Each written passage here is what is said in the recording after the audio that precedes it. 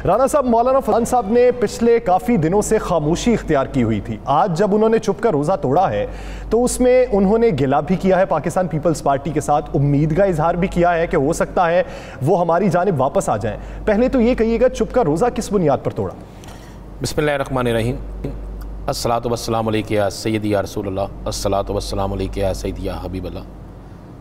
यासर देखिए, हमने अपने प्रोग्राम में कहा था कि 78 घंटों में ये चुप का रोज़ा तोड़ देंगे। मौलाना फजलुर रहमान को मियाँ नवाज शरीफ का फ़ोन आया था एक रोज़ पहले और उन्हें कहा गया था कि मौलाना साहब, अगर अब आपने बात ना की और आप खामोश रहे तो हम समझेंगे कि आप पाकिस्तान पीपल्स पार्टी के साथी हैं, तो हम समझेंगे कि पीपल्स पार्टी के जो दीगर रहनुमा कह रहे हैं कि हमने तमाम चीज़ें मौलाना फजलुर रहमान के नोटिस में लाने के बाद की हैं, तो इसका मतलब ये सच है। अब मौलाना साहब बेचारे एक ऐसी पोजीशन पे आ गए थे कि उन्हें हर हाल में अब बोलना बनना था। ये जो सरबराही, ये जो अहम रहनुमाओं का इजलास है ना, ये भी मुस्लिम लीग नून के कहने पे बुलाया गया था यासर। ये मौलाना साहब अभी नहीं चाह रहे थे। मौलाना साहब कह रहे थे कि अभी खामोशी रहे और आहिस्ता आहिस्ता मामलात को मैं किसी तरफ लेकर जाऊँ।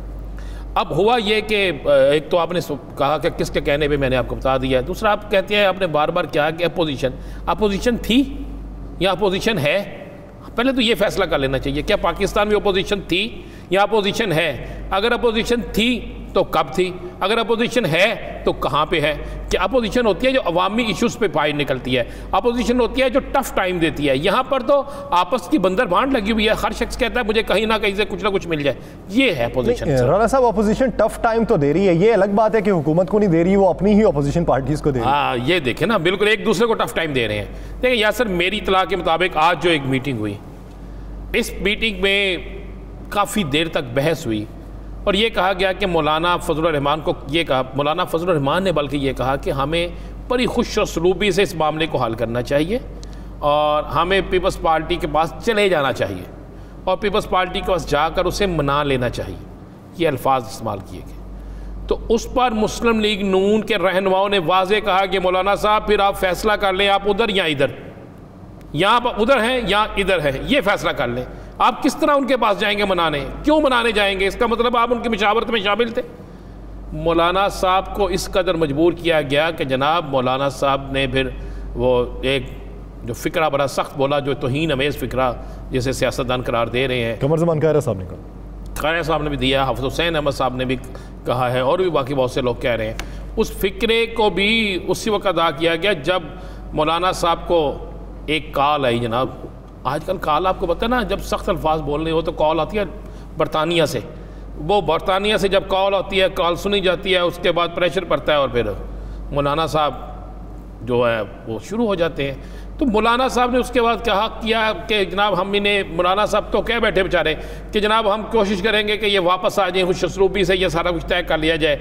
लेकिन आपको पता है, जैसे ही मौलाना ये अल्फाज अदा करते हैं तो उसी वक्त एहसन इकबाल को हदायत मिलती है उन लोगों की तरफ से जिनके कहने पे सब कुछ होता है, इनकी सियासी जमात के जो रहनुमा है यानी बरतानिया से, और उसके बाद लाहौर, जाती उमरा, इर्द गिर्द सारे तरफ से एक इनको हदायत मिलती है। हदायत के बाद एहसन इकबाल बग़ैर मौलाना फजलुर रहमान की इजाज़त के व्हाट्सएप ग्रुप से उन लोगों के नाम निकाल देते हैं। देखिए, उन्होंने ओहदों से इस्तीफ़ा दिया है, उन्होंने भी PDM तो नहीं छोड़ी, PDM छोड़ी है, सिर्फ ANP ने।